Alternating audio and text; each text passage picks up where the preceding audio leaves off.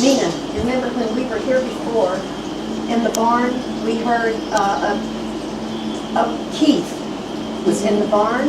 Yeah. Well, we got to look in the paper to see if we could find something about Keith, a Keith that may have occupied this premises before. And we came up with this article that told us all about him. Now, I need to know if the psychic came here that we sent, because we haven't spoken to her yet, and we wanted to know, when we are here, we're going to hear what she has to say, and to see if it coordinates with what we found. So did she make it here? Yeah. Yeah, okay, good. That was the main thing we wanted to know. Sorry. Well, it seems that Keith was a Mr. Keith McBerryfart, and in 1875 he established the McBerryfart Yogurt Company, and it was one of the loves of his life that he had, and he was operating that still during the Depression in the 30s and 40s. Now I knew Mr. McBerryfart personally because I was born right close to the time, about 25 years after he started his company. So I kind of grew up with his company in my life and loving his strawberry yogurt that he made. That was his favorite yogurt. And he was often paying his employees out of his own pocket in order to keep the company going.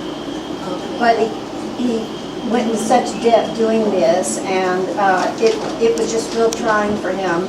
And he went to the bank for a loan to try and see if he could keep his dream going, and they refused to give him the monies for the loan. And he just was forced to close McBerryfart's for good. And that was just really depressing to him. And on the last day of his business, he still had 23 gallons of strawberry yogurt left. And so he took that home with him, which was here. And he stored it all in the barn back there. And he took a spoon from the house and he walked out to the barn and he sat there and he ate all 23 gallons of strawberry yogurt. Wow. Personally, that's a lot. A lot.